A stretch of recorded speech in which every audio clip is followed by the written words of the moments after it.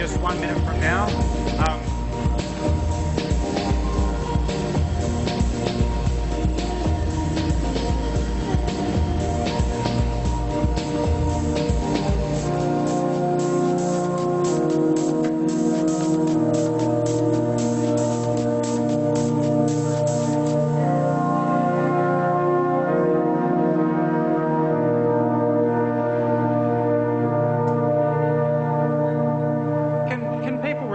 Okay with the full lights? Yeah, okay, so let's just do full lighting, that makes more sense. Well, hey, nice to see you all. I've not met many of you before. I see a few vaguely familiar faces out there in the audience. So let me introduce myself. I'm Bob. I'll be the coordinator for this unit, and I'm also doing all the lectures, so you'll be seeing a lot of me. I think we're going to have a good semester together. It's nice to see such good attendance right out of the gates in week 1. So you'll notice that there was some music playing while we sat there for the last 5 minutes. Maybe some of your other lecturers do this, I don't know. I like to have a little bit of music playing during that 5-minute period just so it's slightly less weird and silent. And if you like my taste in music, I'll be flattered. And if you don't, it doesn't really matter, ultimately. Okay, so quick show of hands. Who took Life, Death and Morality last year at some early stage? Yeah, just about everyone, as I expected. So today's lecture will be pretty gentle and introductory and just trying to kind of motivate some of what's going on in the course. By about week 3, the material will be getting fairly complicated, so if you find nothing particularly difficult today, rest assured that it's going to ramp up a little bit in a couple of weeks' time. Let me start by saying something about this image that's up here. So I've put like a cool artistic blur effect on it. Some of you might recognize that it's in the background. That's the famous fresco, the School of Athens, which depicts a bunch of prominent figures from Greek antiquity hanging out in a kind of stylized agora marketplace. So if you go on a tour of the Vatican in Rome, who's been on a tour of the Vatican in Rome? A few people, I imagine. Yeah, so this is one of the rooms you walk through, the Raphael rooms, this incredible fresco up on the wall. Now, I wanted to put this picture up here just to kind of say a little bit to thematically motivate this unit and a little bit about why I find this unit really exciting. I have a slightly romantic perspective on this. Maybe that doesn't chime with everyone's temperament, but let me talk about this anyway. So when you're in the Raphael rooms at the Vatican and looking at the School of Athens, you can get this really nice kind of feeling and effect going when you go from looking at the fresco itself with all of these figures from ancient Greek antiquity interacting in this really animated way, and then you look down at eye level, and there's roughly 40 or 50 people in the room looking up at the frescoes. And I found when I was there, it evoked this quite nice feeling of kind of continuity between the way that human beings were living millennia ago in antiquity and the way we're living today. Although we're separated by time and culture and language and lots of other things, there's an awful lot that we have in common. And it's nice to feel that sense of continuity, that you're part of this kind of living culture of humanity that stretches back that far.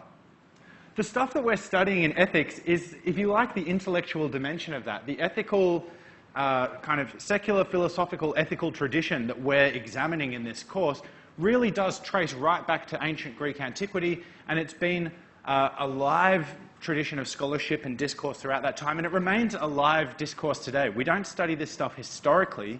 When we read figures from the past, like when we read Plato and Aristotle, when we read Kant, when we read John Locke, when we read other figures who are, speaking to cultures long distant, we don't look at them through an exclusively historical lens and just say, why did they think what they thought in their particular historical moment? We treat them as people who have something to say to us today, right? And we try to continue the approach to ethical thinking that they inaugurated, a long, long time ago in our study today. I find this super, super exciting. I think that this is the issues that you examine in this unit are amongst the most important issues and questions that a person can deal with. And even if you don't have quite so romantic and lofty a view of it, presumably you all find it interesting enough to want to enroll and take this class. So I hope you find it really interesting. I certainly do. All right, let's get down to business. The first thing that I want to do before we get into saying anything about the course is just elicit some ethical intuitions from you about practical cases. So let me start with a case that I'm sure you've all thought about. Lying to your friend to protect their feelings. So suppose you have a friend, they are indeed a genuine friend, it's not just like a frenemy or a pretend friend, it is an actual friend who you care about, but you're just a bit worn out with them at this particular moment. Maybe last time you hung out, you had a bit of a row and it didn't kind of end good, and you just need some space from this person. Suppose they call you up and say, hey, let's hang out Friday night, and you really just can't bring yourself to hang out this Friday night. Is it okay to spin a little white lie and say, oh, I'm sorry, I already have plans, so as to spare their feelings, rather than coming right out and saying, hey, I'm a bit like in the shits with you at the moment and that doesn't feel good? So by show of hands, who thinks it is wrong to lie to your friend in this way to spare their feelings? Hands right up in the air.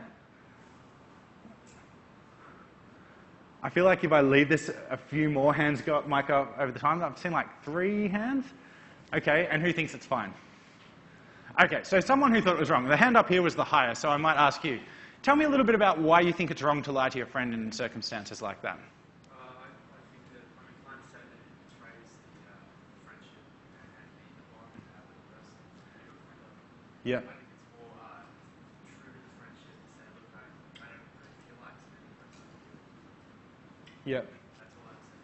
Yeah, okay. Does anyone else... There was a couple of other hands of people who kind of agreed that they thought it was wrong. Does that sound like a fair characterization? I can't remember where the other hand was. I'm seeing some nods there. Yeah. So people who are okay with this, why do you think it's okay to, in a sense, do this little betrayal of the friendship, you know, to spare their feelings? Do you think that's like, does less damage overall? Does anyone have the intuition that lying just doesn't matter in the slightest? Does anyone think it's disrespectful to someone to tell a lie or to try to deceive them? Yeah. Oh, sorry, I was hoping you might say yes, and that I think that because...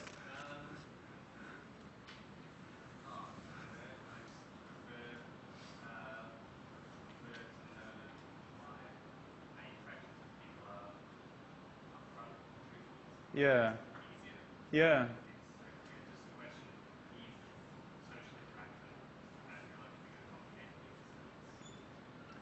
Yeah.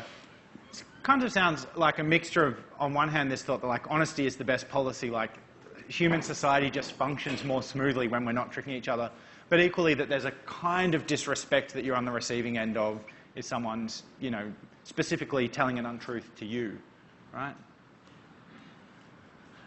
Okay, let me ask a different kind of question. This one connects up with the reading from Singer that we looked at this week. So, by a quick show of hands, who's gone out for a fancy dinner sometime in the last 12 months? You don't have to spend $200, but spent a lot more on dinner than what necessity dictated. Just about everyone. Okay, so who thinks that you did something wrong when you went out for a fancy dinner? Right, you could have given the money that you spent on the fancy dinner to a charity that's good at, like, you know, inoculating people against worms or malaria or something like that. Instead, and that would have alleviated a non-trivial amount of suffering. Instead, you decided to treat yourself to a luxury. Does anyone think they did something wrong in so doing? Show of hands, way high up in the air. Yeah, yeah. So does someone who thinks that's wrong want to expand a bit on the thought? Yeah? The pleasure I get from eating dinner isn't going to be as pleasurable to them as having their eyesight or not dying, so Yeah. really I sort of hurt them for no real gain to myself. Yeah, it's a sort of pretty straightforward consequentialist judgment, isn't it? Whatever benefit I get would have been dramatically outweighed by the benefit that they would have gotten. So it just seems like it would have been better to give the money. But most of you didn't think it was wrong, right? So why is it okay to kind of go around, as we all do most of the time, spending money just to get very minor inconsequential pleasures for ourselves when we could be spending that money to help other people more dramatically? Yeah. Doesn't it like undermine like personal freedom and ownership? Like, 'cause it's basically impossible to actually have virtually anything other than like bare necessities if you want to like go along with this sort of thing. And it's like, why do I have a duty to like? Yeah, it sucks that that person's gonna die on a hazard site, but like, why does that put a duty on me specifically? So Yeah. that's the part that like where I don't understand how you can say like make the leap from I see that there's better consequences.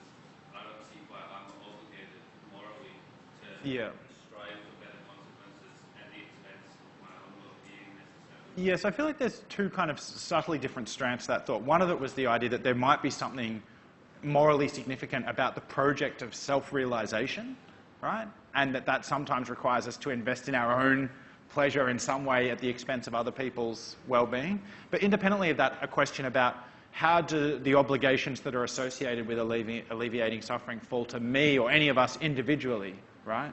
So two separate reasons why you might push back against this utilitarian thought.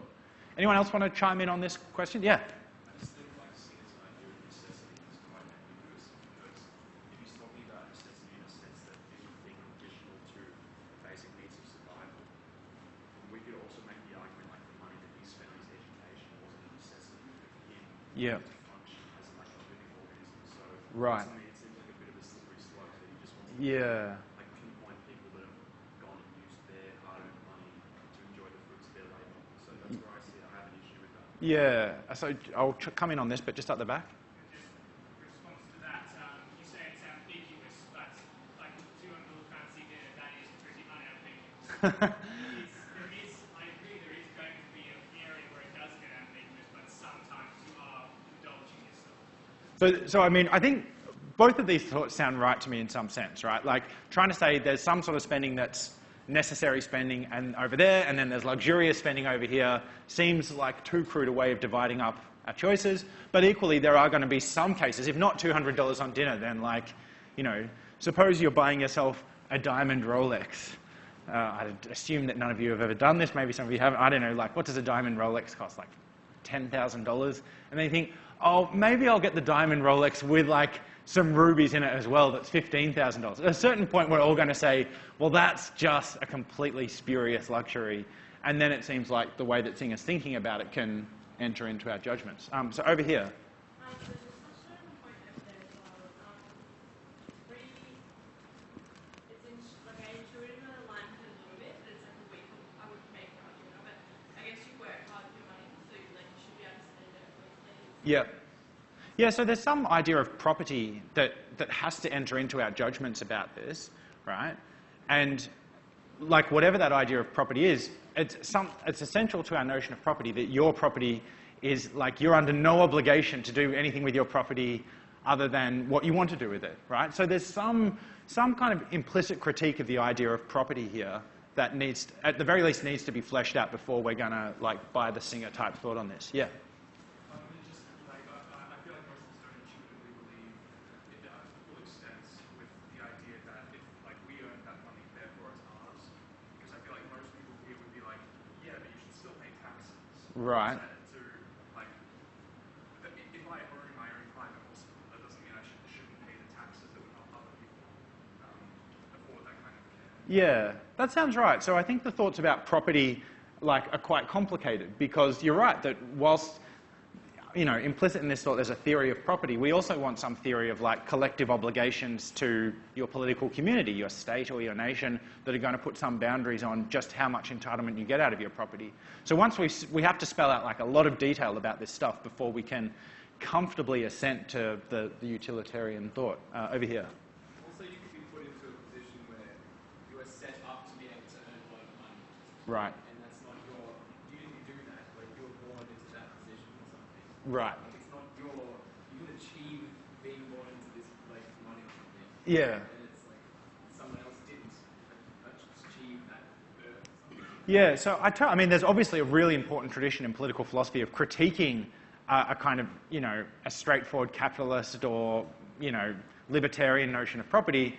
But notice that Singer doesn't appeal to that to try to evoke our intuitions. He thinks that even if you buy those ideas about property, you're still kind of obliged to give it up. Yeah. I think just building on that, like this idea of the obligation being undermined by the fact that we earn our money through hard work and therefore shouldn't have to give it up to another person relies on the assumption that the person we're giving it to isn't working hard, and that's not necessarily the case. It's just that the structures that by which we get our money for hard work don't exist there, so the hard work is still done. Yeah. It's just not rewarded in the same way. Well, indeed. I mean, the news could be even slightly worse than that. It could be that maintaining the structures that allow us to parlay our hard work into wealth requires the kind of economic subordination of a group of people in another part of the world, right? So, okay. Good thoughts all. You'll see where I'm going with this in a second. I just want to ask one question. So I think on the first question, like 3 people said it was wrong to lie to your friends to protect their feelings. Maybe 4 or 5 people thought it was wrong to go out to dinner. Hopefully I can get a lot more of you to agree that the following is wrong. So suppose there was a university lecturer who was so, like, resentful towards people who had, like, a privileged private school education that he decided to secretly deduct grades from their assignments without telling them or anyone, to kind of exact revenge as an act of class warfare on the students who went to, you know, fancy schools. Who thinks it would be wrong for the university lecturer to do that? Just about everyone, right? I mean, it's even those of us who have a somewhat anti-realist set of intuitions about ethics find it very difficult to not condemn these egregious kinds of unfairness, especially if we imagine it's different, I think, when we think about ourselves being on the receiving end, then you feel a bit like scorned and hard done by. But imagine like the person that you cared about most in the world, like a loved one or a child of yours, was on the receiving end of this kind of treatment. Then it's almost impossible to resist the urge to condemn and say, that is really wrong, right? Okay. Now I want to ask a question which has occurred to all of you. I'm almost certain this question has occurred to all of you at some point in your lives up to this point. The question is, what on earth are we actually up to when we have discussions, debates like the ones we're just having about giving money to charity or about lying to your friends? It seems like we're doing something more than just like blurting out arbitrary opinions, right? The very fact that we can have a dialogue about it and say, I think you're wrong about that because, and then something comes after the because. Some reasons are proffered, and then other reasons are given in return. It seems like when we have discussions about these questions, we're aiming at getting something right, right? But simultaneously with that, we recognize that it's very hard to say what are the facts in the universe that we're trying to apprehend in order to get it right. If there are real moral reasons for action, if one can act morally, rightly or wrongly, and that's just not like a culturally specific judgment, there really is some fact of the matter, what makes that fact a fact? If anything, are there any such facts? Another way of asking this question, are there truths at stake here? And if so, what grounds them? Now, a prominent view in ethics, which I suspect those of you who did Life, Death and Morality would have encountered this in passing. I suspect it came up in your tutorials a little bit, but which you, I don't think, pay any extended attention to in that course, which we are going to pay extended attention to in this course. Anti-realism is the view that, or it's a family of views that says that ethical judgments are not grounded in any kind of fundamental facts. There are no, or another way of putting it, there are no reasons for action that are categorical. A categorical reason for action is the kind of reason for action you have irrespective of your intentions or preferences or personal desires. So suppose, for instance, I really like classical music. Because I like classical music, if the London Symphony Orchestra is touring through Australia, I have a reason, not an all things considered decisive reason, but some kind of a reason to spend some money to buy a ticket. The reason that reason attaches to me is because of certain preferences and desires that I have. It's a reason for me to go out and buy a ticket because I like that sort of music. But if you're not into that music at all, there's no sort of reason for you to go and buy that ticket, yeah? So categorical reasons are the sorts of reasons that apply to us and make demands on us irrespective of our aims, preferences, desires, and all that sort of stuff. So an anti-realist thinks there are no moral or ethical reasons that are categorical in that sense. Yeah, like if you are the kind of person who it's part of your personal value system that you want to be kind to people, then sure, in a particular case you have a reason to be consoling to someone who's upset.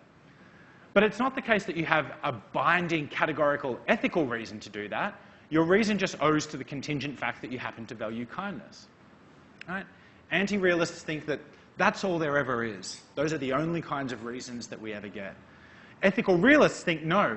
Sometimes there really are binding categorical reasons. We can be liable to blame or condemnation for failing to act in accordance with those reasons, irrespective of our opinion about the validity of the considerations in question. Okay, so a huge part of what this course is interested in is the viability of ethical realism. Can we make sense of ethical realism? And we're going to come at that question from a couple of different angles, which I'll explain in the rest of this lecture. let me just take you through a few of the possible reasons you might have for doubting ethical realism. So these kinds of skeptical perspectives on realism come from lots of different sources. One of them is just an idea of reductive naturalism.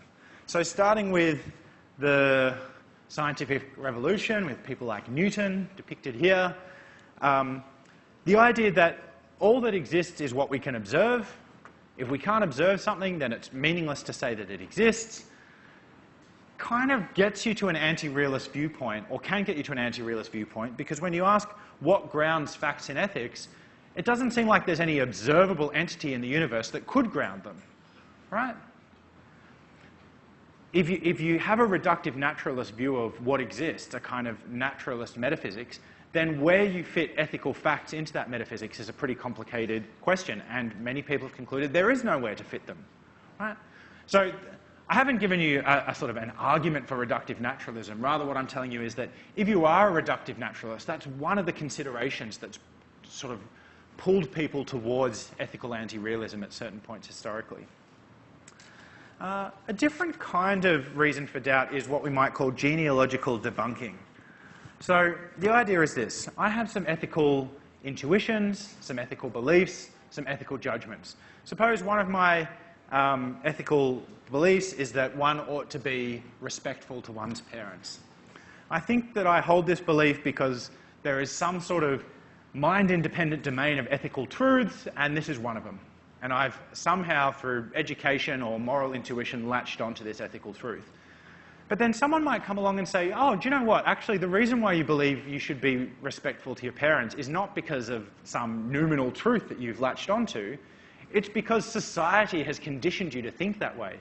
There are certain kinds of social forces that want us to be respectful to our parents, right? Society stabilizes itself when we have those kinds of relationships. And in all sorts of subtle and sometimes overt ways, you've been trained to think that way, right? But your ethical judgments and your ethical consciousness, so far as it goes in that direction, is just an arbitrary, contingent, sociological fact. So through the 19th and first half of the 20th century, this approach to thinking critically about ethics was a kind of recurrent theme in a bunch of important intellectual movements. So Marxism, for instance, is one element of Marxism is the critique of the kind of ethical false consciousness that's created by capitalism, right? Marxists, including Marx himself, will say that many of our judgments about property, for instance, don't come to us from some independent realm of ethical truth.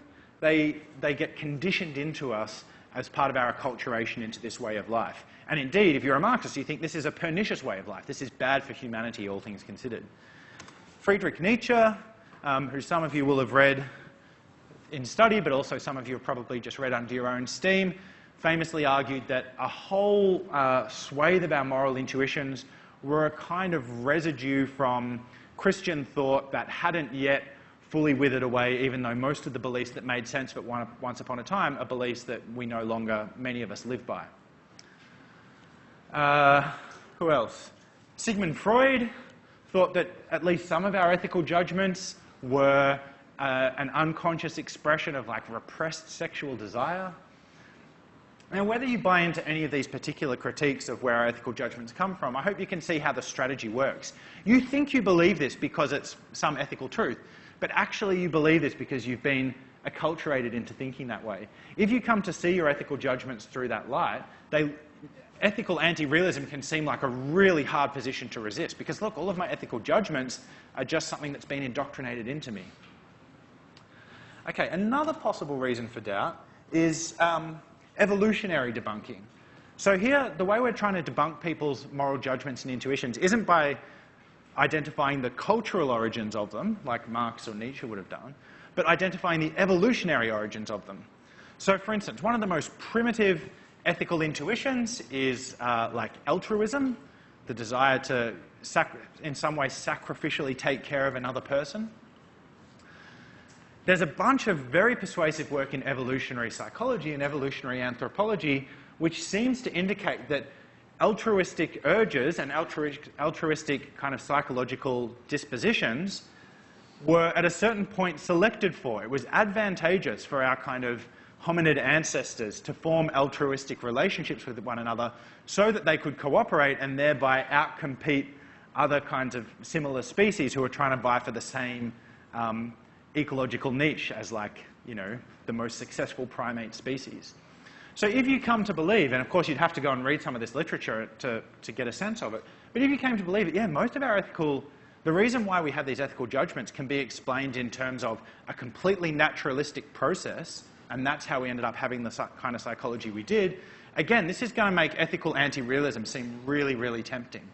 Right? We don't need to postulate some sort of quasi-magical realm of moral truths to explain our ethical thought. We can explain it in a completely naturalistic way.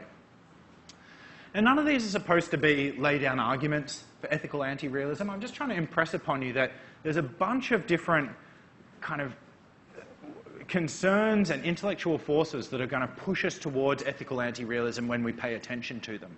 And then the challenge for someone who's kind of invested in ethical discourse is to see whether, in the face of all that, we can retrieve and somehow reconstruct a realist ethical viewpoint. A realist in the sense that we think that there really are categorical reasons for action.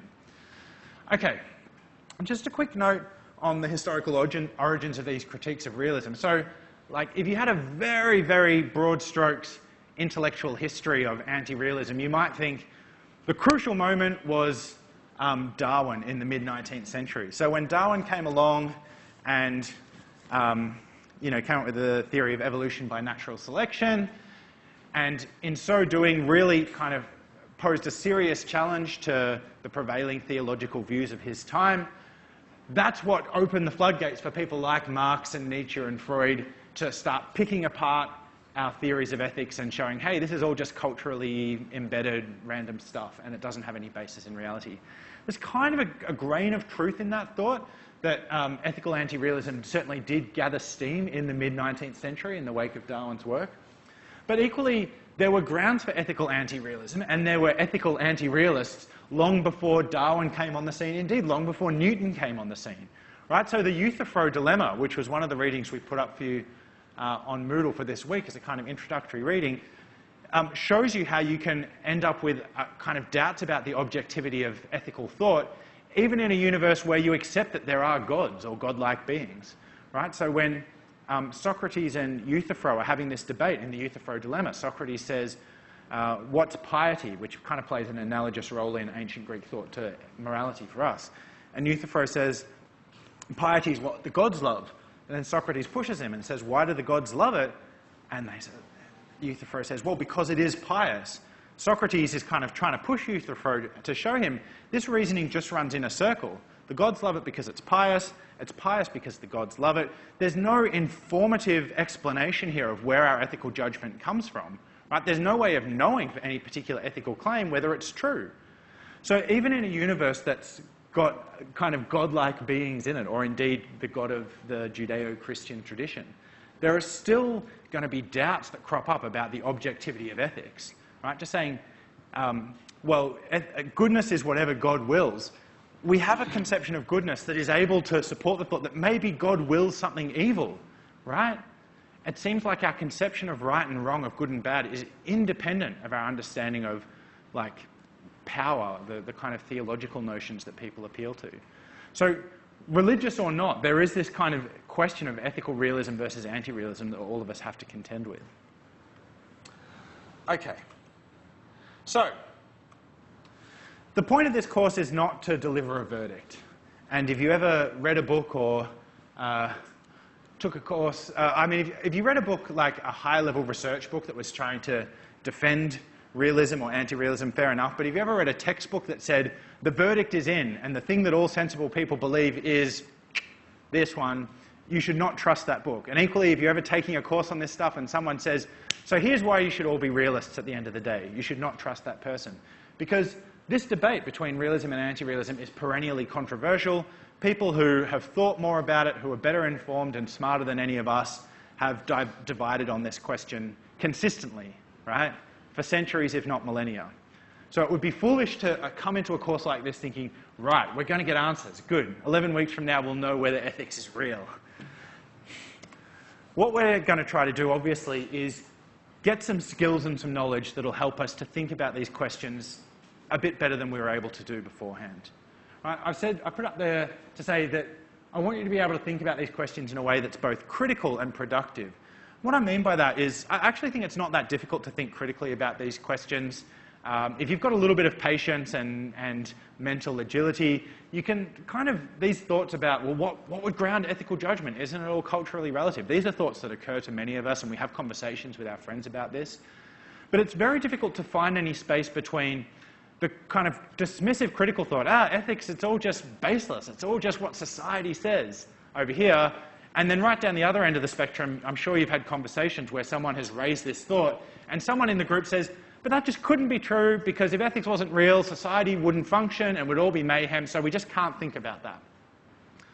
So between that completely dismissive attitude that says we can't think about this, and that completely sort of almost sloppy critical attitude that says, well, it's all bunk, so it's not worth thinking about, actually trying to understand the commitments that come with being a realist, the commitments that come with being an anti-realist, being able to move around in an intelligent way in that argumentative space is quite difficult, right? I feel like we can get to either pole without too much difficulty, either extreme, but being in that middle space and kind of holding our nerve and having the patience to think through the different issues, that's kind of challenging. So that's what a course like this is going to help you with, giving you some knowledge of how the argumentative terrain is mapped out, helping you develop those skills which you already started developing in study that you did previously, to be able to think about those questions in a way that's, as I say, productive. Not settling the questions, but being able to think about them in a better way. Now, part of how we do this, as I say here, is by just trying to cultivate certain virtues and a certain temperament. So all of you have some acquaintance with philosophy, so in a sense what I'm telling you here is something that hopefully you already know by acquaintance. Philosophers try to talk about these abstract, difficult, fundamental issues in a way that's different from what you see in, internet arguments, different to the kinds of quarrels you have when you're at the pub or at a bar with friends or with your family over dinner, right? So I would draw the contrast like this. So this is what I think of as bad argumentation, a bad intellectual temperament. It's like seals yelling at each other. So we have unwarranted certainty and overconfidence in our views, a tendency to oversimplify, a tendency to be impatient when someone starts trying to dole out a bunch of complexity and nuance. You're like, no, it's simpler than that. Sometimes there's an appeal to inexpressible insight. So if you read the Euthyphro dilemma on Moodle, you'll see that it ends with the character of Euthyphro saying, look, Socrates, I know that what I'm saying you can't quite make sense of it, but just trust me, I know that I know what piety is. I can't explain it to you, but I know. This is something that we still do nowadays when we get to a certain point in the debate with people who say, look, I can't explain my reasons, just trust me that I have good reasons. And of course, just mere dogmatism, an unwillingness to revise your views even when you get good evidence. So philosophers, when we're studying ethics, but of course in all parts of philosophy, try really hard to not be this way. I wouldn't say that we always succeed in not being this way, but we aspire to a different kind of intellectual temperament. One that's characterized by, instead of overconfidence, caution and humility. Instead of oversimplification, recognizing that everything's deeper and more difficult than it seems at first blush. Trying to make our reasons clear, explicit, intelligible and precise, and being at least somewhat open-minded. And the picture that I've used to illustrate that, I know it's kind of corny, and also it's a stock image, so it's got that watermark across the top of it.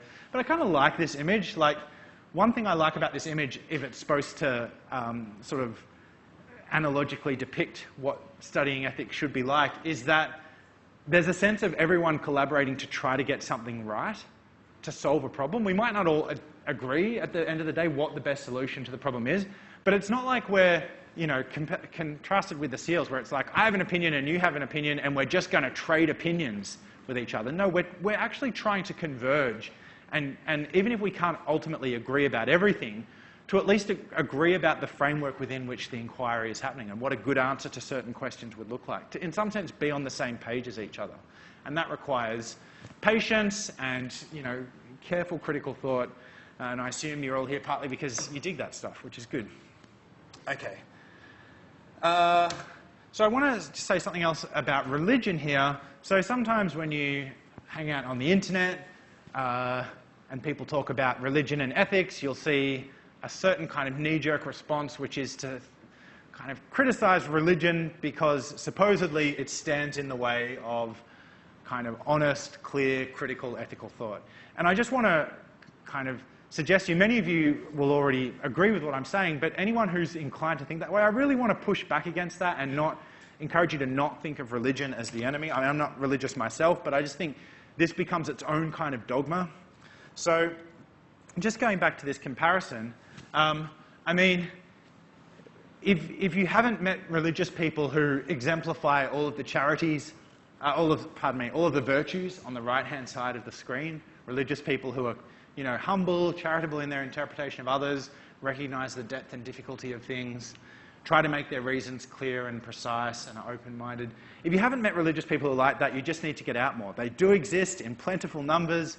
And equally, if you think that like everyone who has a secular or naturalistic viewpoint is like this, again, like you need to meet more people. There are obviously some people who have a secular viewpoint who are like annoyingly dogmatic and closed-minded and really bad at stating their reasons.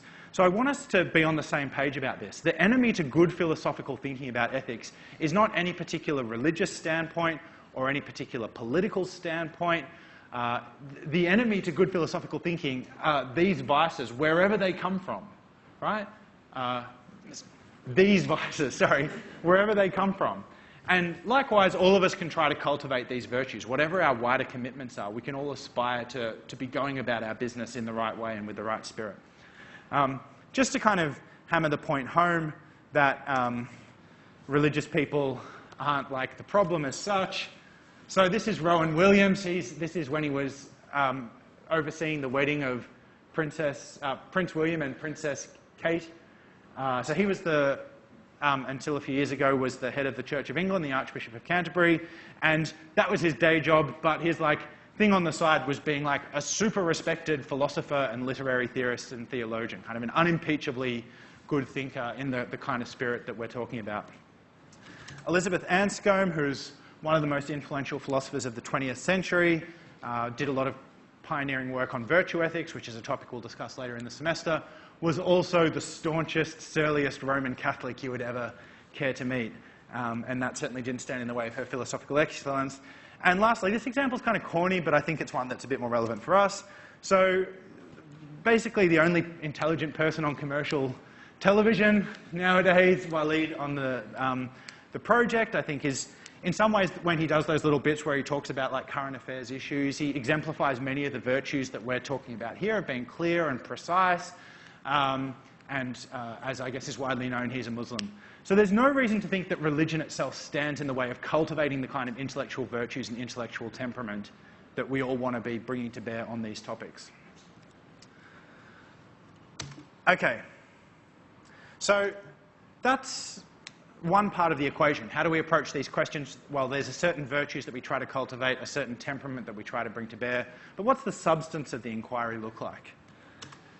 So one way that philosophers have thought about ethics and tried to push back against anti-realist approaches to ethics historically is by consulting what we might call big, important thinkers with capital letters. So people like Plato and Aristotle and Immanuel Kant and John Locke and Jeremy Bentham, and I could reel off names all day. The approach to ethics that says we're going to have to go and read that person's entire body of work and evaluate their system of thought, and that's our best hope for coming up with an ethical viewpoint that can rescue realism from these anti-realist challenges. That approach is kind of out of favour in Anglophone philosophy, at least in the post-war era. So we have a model of doing this stuff in kind of analytic philosophy nowadays that's a little bit more modelled on the natural sciences, in the sense that we divide up the question into lots and lots of little sub-questions, and we set people to work on those sub-questions, right? So we're not after some big grand narrative about how should we understand the domain of ethics. We're going to ask a bunch of different questions and try to cultivate debates about each of those questions. And what those debates are going to give us is not a final answer to each question. It's going to map the logical terrain, right? And then when all of these questions are being worked on simultaneously, what we end up with is like a big, complicated map of all of the different positions that a person might hold, the different kinds of arguments that can be presented for and against those positions, the different kinds of theoretical commitments that you incur in holding one position over another, and so on and so forth. So that's the way most sort of Anglophone philosophy writing about ethics in the post-war era has gone, and that's kind of the spirit that pervades this unit. So we're going to, each week, we'll be looking at a different kind of sub-question that feeds back into the larger question of, can we make sense of an ethical realist standpoint? Okay, I've already said that. Okay. Philosophical ethics can be roughly broken up into 3 branches. So applied ethics is the kind of stuff we were talking about at the start of the lecture. Specific, concrete questions. When philosophers do research in applied ethics, normally they talk about really controversial questions. So the people in our department who work in applied ethics write about things like human enhancement or markets in trading organs. So should you be able to sell your kidney rather than having to donate it and things like that. So sometimes we can get the impression that applied ethics is this domain that's full of really big emotive controversies. And there's a sense in which that's true, but there's also a sense in which a huge swathe of questions in applied ethics are ones that we all agree about. There's an enormous amount of consensus in applied ethics, right?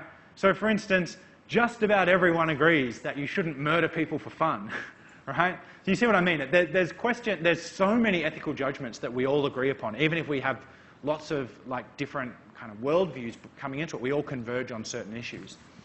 We're not going to say a whole lot about applied ethics in this course, although it'll come up in examples that we discuss, and it'll enter in at a few points like that. More than half of the course is about normative ethics. So normative ethics is the part of the inquiry that's about trying to codify and give principled explanations of our ethical judgments. So think about it like this. Here's one ethical judgment that a lot of you will agree with. You shouldn't torture an animal just for fun. Okay. Here's another ethical judgment that many of you will agree with. You shouldn't deeply betray your friends, right? You shouldn't, whatever, make fun of your friends behind their back to impress other people.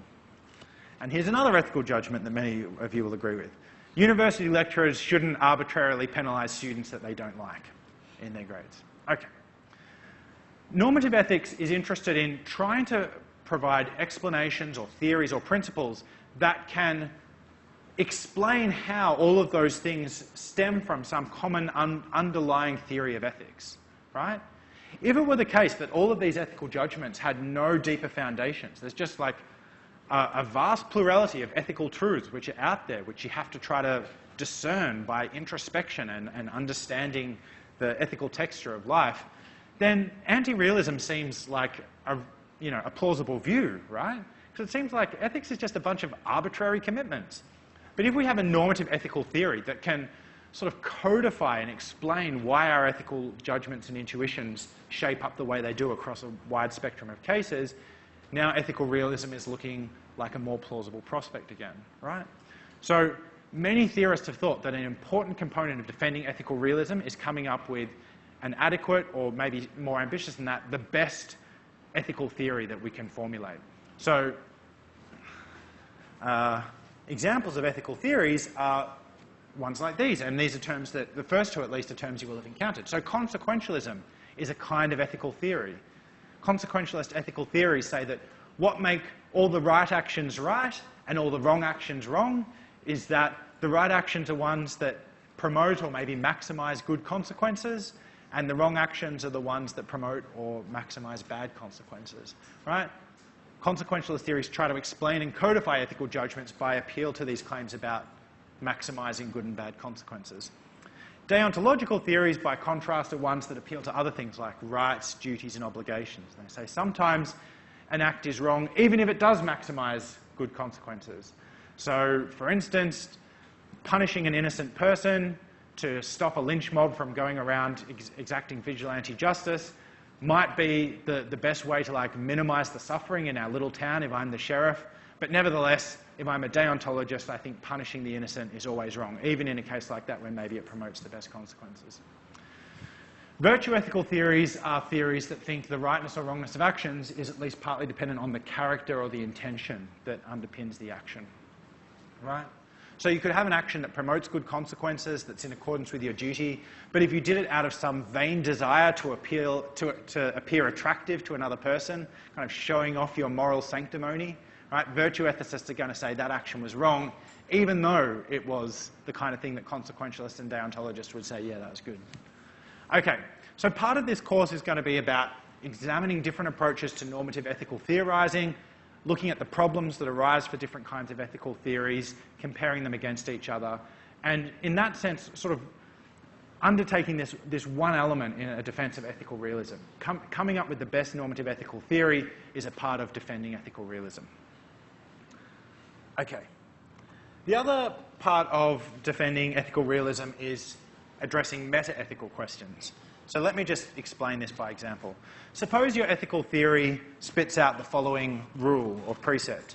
We'll call it P. One ought to do as much as one can to maximize the happiness in the world. So obviously this is a kind of utilitarian principle.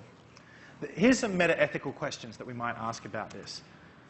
When someone asserts that P, are they asserting a fact? Is that the best way to understand the linguistic act that they're performing in asserting this? Or is this just a roundabout way of trying to exhort people to act in accordance with P? So when I say you ought to maximize the happiness in the world, maybe that's just a way of like trying to say, hey, you should act like this. I'm not really asserting a fact, even though it looks like I am on the face of it. So that's one kind of meta-ethical question that arises. What's the kind of nature of our moral language? Is it trying to describe facts in the world? Then we can also come at that question about the factuality of ethics from a more metaphysical angle. So regardless of what people mean to be expressing in their language, is there any meaningful sense in which P could be a fact? What would ground such a fact? What would be the ontological or metaphysical status of a moral fact like that? And then there's a more epistemological question, a question about knowledge and belief. If there were ethical facts, if P were one of the ethical facts, under what conditions, if any, could we say that someone knows that fact? And then one other kind of question that arises in meta-ethics is about our moral psychology. Suppose that we have really persuasive evidence to suggest that we're the kinds of creatures that just can't structure our practical reasoning in accordance with a precept like P. If we've persuaded ourselves and gathered a lot of evidence that makes us think we're just not cut out for living in accordance with P, does that provide some kind of argument against the factuality of P? Are ethical facts the kinds of things that have to be actionable or action guiding for creatures like us? So these kinds of moral psychological questions about ethical claims are going to crop up repeatedly through the course. So we have just a few minutes left. I'm going to run through some admin really quickly. Just quickly, those of you who have your tutorials scheduled on Tuesday, I hope a bunch of you went along to tutorials on Tuesday, yeah? I'm seeing at least a few nods, that's reassuring. So the tutors for this course, there's Brendan, Jess, and Max. So I think Max's tutor... Did anyone have a tute with Max the other day? Okay, yeah, okay, good. So, all right, so you've all met your tutors, good. Here's the unit schedule. This is up on Moodle, so go and have a look at this and transcribe the dates into your diary after the lecture. So the first assignment that's due there in week 3 is super short. This is easy marks. It's worth 5%, so it's not worth much. It's only 500 words. But this is not going to be assessed in a particularly painstaking way. This is the kind of assessment task, if you just go and do the work, you should get full marks unless your writing is utterly unintelligible. And even then, we'll probably give you 4 out of 5. The point of this is really, it's kind of just a hurdle requirement to make sure that everyone's got the reader and is engaged with the material of the course before the mid-semester break. Because the mid-semester break happened so early this year, I think it's important to just have something little to get everyone going. Then after the mid-semester break, we've got this more substantial task, 1,200 words, it's worth 20%, and I'll have some instructions up on that in a couple of weeks' time. The instructions for that first one, the reading response exercise, I'm going to post up at by the end of the day today. The main essay is due right towards the end of the course in week 11, that's worth 35%. And then there's an exam that's worth 40%. The exam, let me just assure you from the outset, this is not going to be a gotcha exam. I'm going to give you plenty of indication in advance of the sorts of things that are going to be on the exam. There'll be a mixture of short answers and longer answer questions. Okay. So all of the assessment tasks are going to be submitted and returned via Moodle. If you need a 2-day extension, I've instructed my tutors to give those out like cheap candy. As long as you ask, you shall receive. You probably don't even need an excuse, but you know, even just saying I'm busy and I need 2 extra days is enough of a justification. But for any longer extensions, I'm going to require you to do a special consideration application. So neither I nor the tutors will be granting longer extensions ourselves. We'll just direct you to the special consideration group to apply to them. The penalties are like really annoyingly strict. So I just want to take one moment right now to say, if you do hand something, if you're running like even just a day late or 2 days late on something and you can't get any more of an extension, it only takes 20 minutes to do a special consideration application. If you've been ill, if you have any kind of chronic illness or condition, then you go to the doctor, you get a certificate, and then you're eligible for a special consideration application. And it could make a difference of, you know, quite a few marks at the end of semester, particularly for the essay, which is worth like 35%. So please don't be like scared off and think, oh, special consideration, that's a bunch of administrative runaround. It can make a difference at the end of the semester, and it really only takes like 15 minutes to put in an application. I said all that. This is a course in ethics, so if you do unethical things like plagiarizing or submitting a deliberately corrupted file and being like, oh, what? I didn't realize it was corrupted. Can I send you the actual version now? Then not only will I be like annoyed at you the normal amount that a unit coordinator will be annoyed, I'll be like additionally annoyed because I'm trying to teach you about ethics and you're just like spitting it back in my face. So please don't do corrupted files or plagiarism. If you haven't been on Moodle yet, do that this afternoon just to make sure that you've got access and that you can you've checked all the dates and everything. Hopefully you've all got into the right tutorial by now, but if you need to alter it, send an email to Lisa. Just to be clear, that's not a typo. She has 2 I's in her name. So I'll get the lecture slides up online usually the night before the lecture, but occasionally I will have to post them afterwards if I'm making like last-minute changes. But like these ones are up last night, and that will probably be what happens most weeks. A bunch of you have got the unit reader, yeah? Good. It's like $20 or something, not too ridiculous. So get that ASAP. You'll need that to do the first assignment. Office hours for myself and the tutors, there's a list up on Moodle, so please come and take advantage of spending time with us in office hours. We're there to facilitate your learning and doing well on the assessment tasks. There's some info on safety and disability support on Moodle, which the faculty would like you to have a look at. You need to attend 9 out of 11 tutorials. If you attend fewer than that, then your grade will be deducted by 10 marks. Of course, if you're ill, then you should send us sick notes and we won't count the weeks that you're ill against you. But tutorial attendance is compulsory and there'll be penalties associated with that. So please don't not go to your tutorials. Okay, have a great semester. I'm looking forward to seeing you all next week. Anyone have any questions? Just come and see me now. Cheers.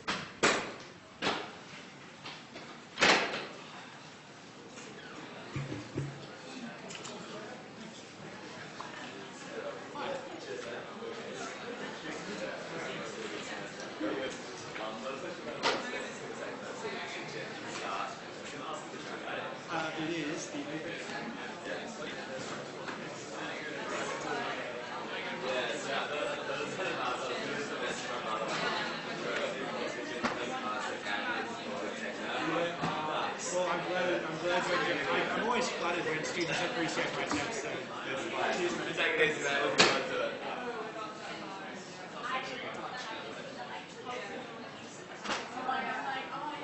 Hi.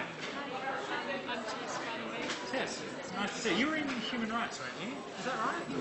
Were you in human rights last year? No, I work for Antirealism as a research assistant, so I probably have That's seen you where around. I've seen you. I knew that I'd seen you, but I couldn't place where it was. Having the same vibe with you as the house. Hang on, you were coming along to some of the graduate seminars. Right. I was way too keen, basically. So. No. Well, it's really nice to see you. I recognise you. I thought, because I don't know most of the students because I haven't taught first year philosophy, but yeah. Oh, cool. Well, so you are auditing the course just kind of for your own interest? This one? No, yeah. no, I'm an undergrad. I actually haven't done this yet. So what's your role in Jakob's lab? I'm just a research assistant, so I was doing data collection and now we're kind of moving on to data analysis and stuff like that. So yeah, lots of fun. But I just wanted to say I was a total doofus and I didn't realise that there were checks on in the first week. Oh, sure.